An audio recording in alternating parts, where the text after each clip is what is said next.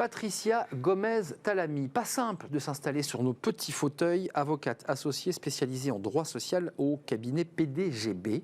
Merci de nous rendre visite. Maître, l'abandon de poste, d'abord, commençons par le début, et comme si nous parlions à un enfant de 6e, c'est quoi un abandon de poste ? Je quitte le studio et je m'en vais ?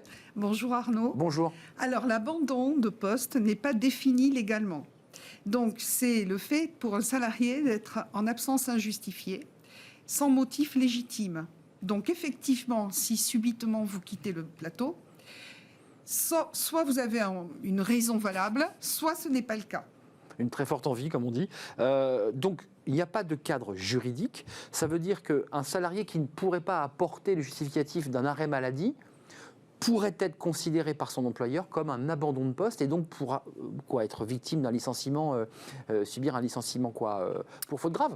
Comme vous y allez, Arnaud. Ah bah oui, il faut y aller. Les choses ne sont pas aussi simples. Ça serait trop beau. Non, alors c'est pas ça serait trop beau. En réalité, il faut regarder d'un peu plus près la situation. Donc, lorsqu'un employeur constate que son salarié est absent, ou n'est pas revenu l'après-midi reprendre son poste, il va chercher à comprendre. Et pour chercher à comprendre, il va lui envoyer un courrier, ce qu'on appelle usuellement une mise en demeure. Vous savez naturellement que si par exemple vous êtes en arrêt maladie, vous avez à peu près 48 heures donc, pour envoyer l'arrêt maladie à votre employeur et le lui rappeler, le lui indiquer, le justifier. Et ça, c'est souvent prévu par le règlement intérieur. D'accord. Donc, le coup de téléphone, excusez-moi pour être un peu abrupt, on avait une DRH qui passe un coup de fil sur le téléphone du collaborateur. Ça, c'est pas considéré juridiquement comme un élément juridique, mais on peut quand même essayer de savoir par téléphone d'abord. Oui, bien évidemment. Oui, tout à fait. Vous pouvez absolument tenter d'appeler le salarié qui n'est pas là pour savoir ce qui se passe et vous enquérir de sa situation. Donc là, il y a plusieurs, évidemment, il y a 1000 cas de figure, mais il y en a plusieurs typologies. Il y a le salarié qui vous dit « je suis malade », mais je n'ai pas de certificat médical. Dans ce cas-là, qu'est-ce que fait l'employeur ? Dans ce cas-là, il le met en demeure de produire un justificatif médical. Donc là, il faut un document écrit, reçu par le salarié, en lui disant il faut nous apporter un bulletin. Oui, absolument. Le collaborateur n'apporte pas de bulletin ce qui arrive, de bulletin maladie, avec des arrêts officiels. Qu'est-ce qui se passe ? Il est mis à pied, il peut être licencié ? Alors, là encore, vous êtes extrêmement rapide. Mais vous savez, la télé, c'est rapide. La hâte est la mère de l'échec, disait Hérodote. Je la note. Je suis trop impatient. Voilà, c'est ça. Donc, en fait, vous envoyez dans ce cas-là... Alors, vous avez attendu déjà l'accusé de réception de votre première mise en demeure. Et dans ce cas-là, moi, je suggère quand même d'envoyer une deuxième mise en demeure, surtout durant les temps un peu troublés que l'on connaît. Alors, il arrive parfois, je vais essayer de faire comme Hérodote, de ne pas aller trop vite, mais il arrive parfois que des salariés en cours de route se mettent en arrêt maladie, ce qui fait que l'employeur ne peut pas enclencher une procédure de licenciement. Ça, c'est officiel, c'est réel, ça. Alors, c'est tout à fait exact, sauf que l'employeur est quand même en droit d'enclencher une procédure dite disciplinaire si l'arrêt maladie lui parvient hors délai. D'accord. Donc, il n'est pas arrivé dans les délais, il a bien envoyé sa lettre de mise en demeure. Le salarié fournit un document, mais trop tard, parce qu'il essaie évidemment de rattraper comme il peut le tir. Mais c'est trop tard, la procédure a été enclenchée. Oui, mais ça sera vraisemblablement pas un licenciement, sauf s'il y a récidive. Sauf si le salarié est coutumier du fait, par exemple, d'envoyer trop en retard. Ensuite, il y a d'autres situations où, effectivement, le fait d'envoyer en retard, si vous avez un dossier disciplinaire, par exemple, où des problèmes ont déjà surgi par le passé, l'employeur peut peut-être, à ce moment-là, opter pour un licenciement. Alors, cas de figure le plus simple qui doit exister, c'est un salarié qui abandonne réellement son poste, il ne justifie d'aucun document, et par téléphone, et peut-être même par courrier ou par mail, il indique qu'il ne reviendra pas. Sur le plan juridique, qu'est-ce que doit faire l'entreprise et qu'est-ce qui se passe ? Alors, dans ce cas-là, l'employeur doit se garder de le considérer comme étant démissionnaire. D'accord. Pourquoi ? Oui. Parce que la démission présuppose un consentement libre et éclairé. Si le salarié soit fait le mort, soit écrit un courrier en disant « je refuse de revenir », par exemple. Il faut Mais c'est très rare. Hein. Oui, c'est rare. C'est rare parce que s'il refuse de revenir, il fera le mort. Mais il ne donnera pas de nouvelles. Il faut qu'il indique précisément « je souhaite démissionner de mon poste » et c'est ce document qui fait foi. Absolument. D'accord. S'il n'y a pas ce document, il y a une sorte de flou. Le salarié est toujours considéré dans l'entreprise. Oui, absolument. Donc le salarié est toujours dans les effectifs.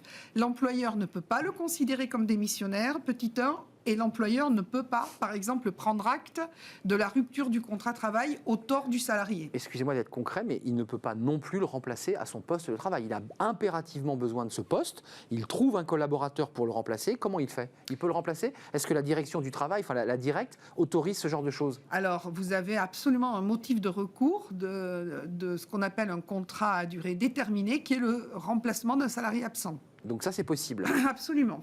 Même dans le cas de figure, on est dans cette zone grise où on ne sait pas s'il démissionne, on ne sait pas s'il vient, on ne sait pas s'il a un arrêt maladie. Malgré tout, on peut quand même substituer par un CDD. Par un CDD, absolument. Alors, juste un point. Oui, bien sûr. Je pense que là encore, il faut réfléchir à la situation et se dire que vous devez régler impérativement la situation du salarié absent. Ah oui. Pourquoi ? Parce que si vous ne la réglez pas, si vous vous contentez par exemple de suspendre la rémunération. Par exemple. C'est une tentation. C'est une tentation. Le problème, c'est que le jour où vous voudrez tirer toutes les conséquences de l'abandon de poste, vous aurez par exemple du mal à démontrer que l'absence en question, l'absence dite prolongée, a porté atteinte au bon fonctionnement du service, puisque vous avez finalement toléré l'absence. Donc, plutôt que de vous précipiter à signer un CDD, je pense qu'il faut déjà régler une situation qui est une zone grise, comme vous le dites très bien. Donc il faut obliger le salarié en abandon de poste à envoyer un document par mail ou par écrit indiquant précisément « je souhaite démissionner ». Alors, plus exactement, il faut lui demander de justifier son absence ou de reprendre son poste. C'est ça. Voilà. OK. Vous reprenez ou vous justifiez.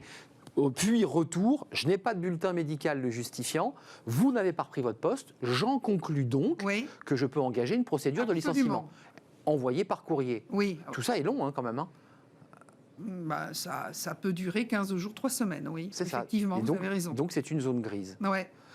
Des cas rares, avant de nous quitter, c'est quand même pas, vous, avocate en droit du travail et droit social, vous n'avez pas à gérer des dizaines de cas d'abandon de poste. Heureusement. Surtout dans le contexte actuel. Surtout dans le contexte actuel où les salariés adorent travailler et je dirais même ont besoin de travailler. Oui. Et dans ce cas-là, ils rejoignent la volonté de leur employeur puisque finalement tout le monde a un but ultime qui fait que l'un souhaite travailler et sortir d'une situation qui est compliquée. Et les employeurs ont effectivement besoin de faire exécuter des tâches. Donc le télétravail, dans ce cas-là, fait que l'abandon de poste est encore un peu plus rare. Oui, bien sûr, évidemment. La question du télétravail qui pose d'autres sujets d'ailleurs aux avocats. Merci Patricia Gomez-Talamy, merci à Hérodote qui nous a accompagnés pendant cette émission. Je vous remercie Arnaud. Pas trop de hâte, j'ai bien noté ce que vous m'avez dit, avocate associée, spécialiste en droit du travail et en droit social au cabinet PDGB. On est bien d'accord? PDGB, cabinet d'affaires parisien. Parfait, tout a été dit. Merci d'être venu sur notre plateau, c'était un plaisir. On fait une courte pause et on se retrouve juste après. On va parler des seniors. Tiens, oui, c'est pas qu'un dossier juridique, c'est un dossier sociologique. On a beaucoup parlé des jeunes, un jeune, une solution. Ça a plutôt d'ailleurs bien marché. On va parler des seniors. Ils sont presque 1 million de seniors, alors qui est un mot un peu impropre d'ailleurs, ce mot senior. 1 million de demandeurs d'emploi inscrits à Pôle emploi. Que fait le gouvernement pour eux? On va d'abord faire un diagnostic et puis on fera des propositions avec mes invités. Ils ont quelques idées sur le sujet. Restez avec nous, évidemment. C'est Smart Job, courte pause et on se retrouve après.